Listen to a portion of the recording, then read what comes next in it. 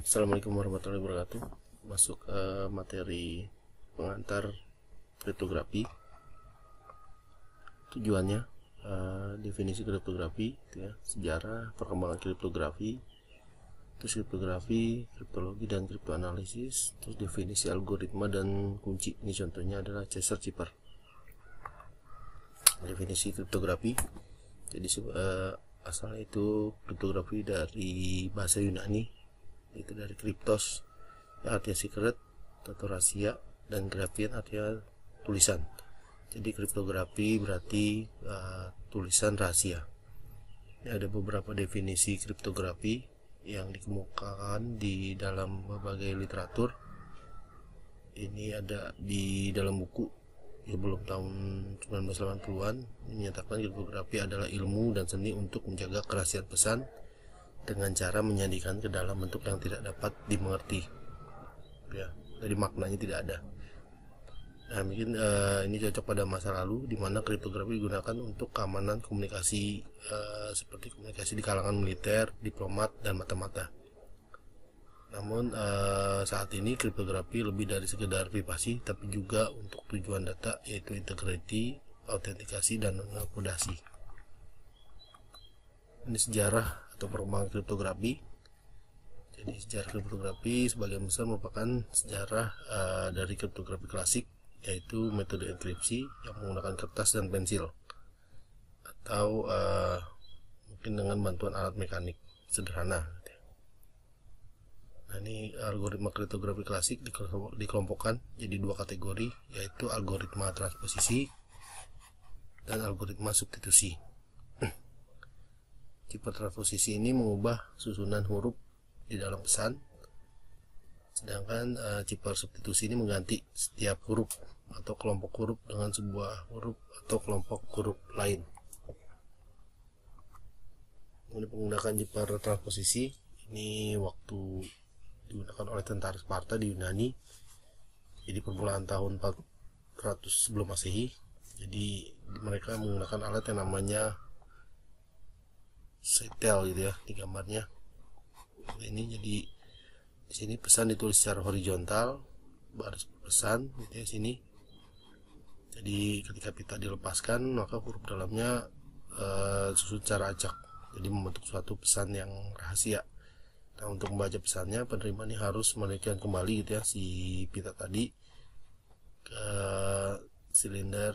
Soalnya ini batang kayu gini, yang diameternya sama dengan diameter pengirim. Kalau beda, nanti akan hasilnya beda juga.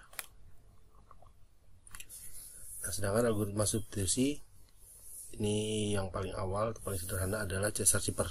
Ini digunakan oleh Raja Yunani kuno Julius Caesar. Jadi caranya adalah mengganti setiap karakter dalam alfabet dengan karakter yang terletak pada 3 posisi berikutnya di dalam susunan alfabet. Nah, ini pada abad ke-17 sejarah kriptografi ini catat korban ketika Ratu Skotlandia, Queen Mary, ini dipancung setelah surat rahasianya dari balik penjara, gitu ya. Di enkripsi ini isinya ketahuan dia merencanakan untuk membunuh Ratu Elizabeth I. Jadi ini udah dipecahkan oleh seorang pencak kode. Dan juga pada Perang Dunia Ketiga, pemerintah Nazi atau Nazi Jerman ini membuat mesin enkripsi yang dinamakan Enigma. Ini mesinnya seperti ini. Ini menggunakan beberapa rotor, gitu ya, roda berputar. Jadi ada di sini. Nah, ini juga Enigma ini berhasil dipecahkan oleh pihak sekutu.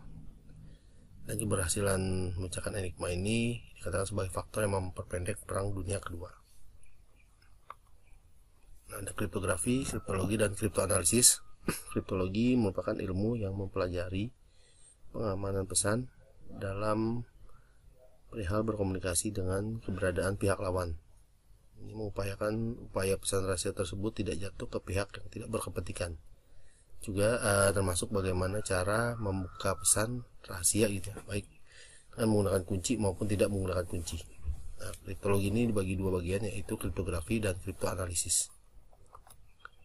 Nah, ada orang yang melakukan kegiatan di bidang kriptografi disebut kriptografer, sedangkan orang yang melakukan kriptoanalisis disebut kriptoanalis. Kriptografi ini tujuannya untuk mengenkripsi dan dekripsi pesan dengan suatu kunci, ya. Kalau cryptanalysis ini bertujuan untuk mencari kemungkinan plain text yang terenkripsi tanpa menggunakan kunci. Jadi dia mencari-cari dari file yang sudah dienkrip, pesannya apa sih yang sebenarnya. Dan definisi algoritma dan kunci. Algoritma kriptografi ini adalah suatu algoritma yang berfungsi untuk melakukan tujuan dari ilmu kriptografi itu sendiri gitu ya. Nah, ini dibagi dua fungsi. Jadi dia ada dua fungsi. Fungsi pertama enkripsi dan dekripsi. Gitu, kalau enkripsi inputannya di plain text sama kunci, hasilnya ciphertext, ini yang tidak memiliki makna. Dan kalau kita mau mencari pesan aslinya, ini menggunakan fungsi dekripsi, dia juga butuh kunci, nanti akan hasilnya plain text. Jadi ada suatu kunci. Kunci adalah suatu informasi yang mengendalikan jalannya suatu algoritma. Kunci ini memberikan cara khusus bagaimana suatu algoritma mentransformasikan teks terang tadi plain text menjadi teks tersandi, atau proses sebaliknya dari teks yang tersandi menjadi teks terang.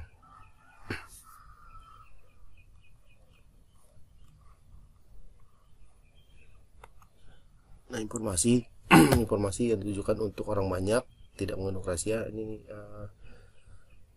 kategori dari informasi gitu ya. Jadi informasi untuk orang banyak berarti tidak rahasia, informasi untuk beberapa orang ini kadang bersifat rahasia, informasi hanya untuk satu orang ini sifatnya rahasia.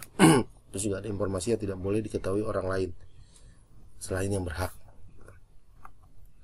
Media penyampaian informasi ini bisa kertas, sekarang teknologi komputer bisa email, teks, gambar, suara, dan video.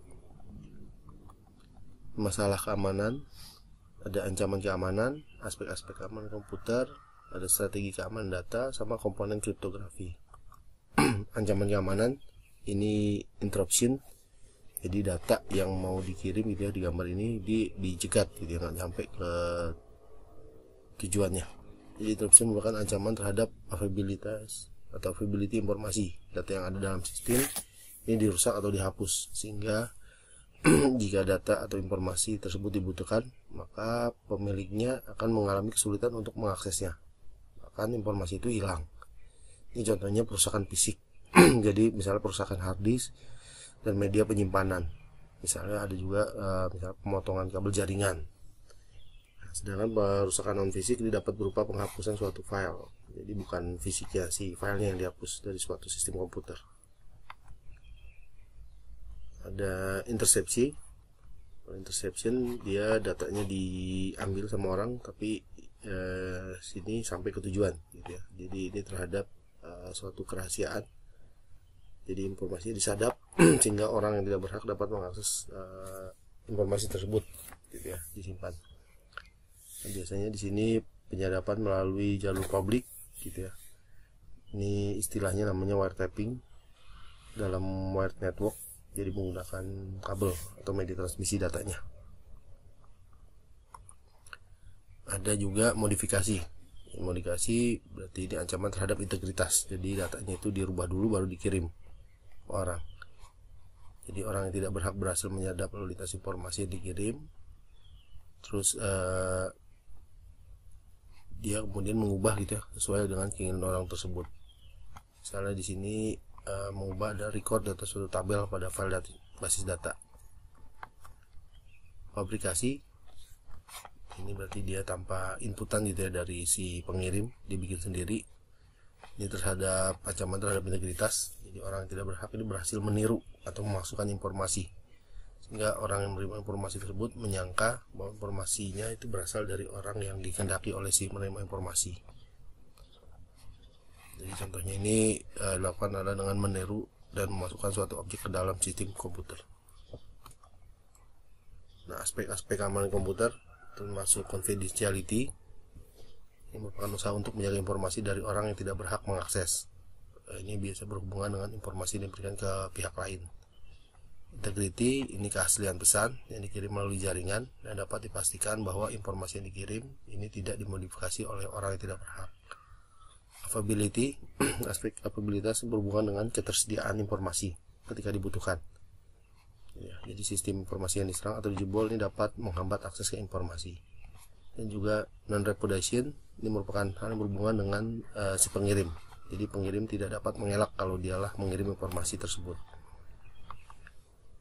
Ada juga autentikasi.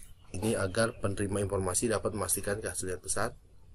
Authority, informasi yang berada pada sistem jaringan tidak dapat dimodifikasi oleh pihak yang tidak berhak untuk mengaksesnya. Privasi, ini lebih ke arah yang sifat pribadi.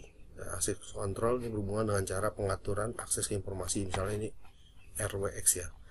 Ini kalau kita menggunakan Linux ini sering lihat ini ya, read, write sama eksekusi.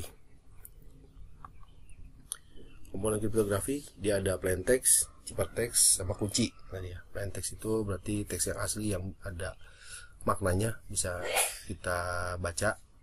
Dan ciphertext ini pesan yang telah melalui proses enkripsi, jadi dia nggak ada maknanya. Dan kunci adalah yang digunakan untuk melakukan enkripsi dan dekripsi. Oke, terima kasih.